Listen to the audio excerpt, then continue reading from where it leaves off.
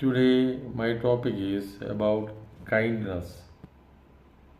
Kindness is a word that is being now eroded from our human society.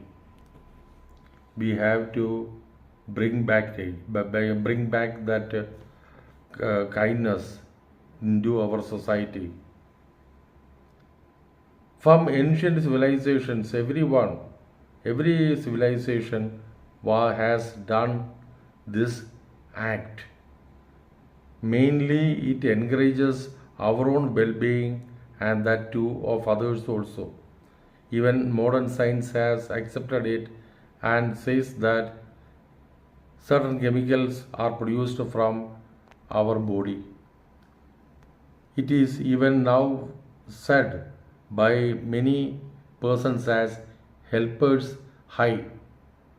So we have to be kind to others so we can be more positive. Thank you.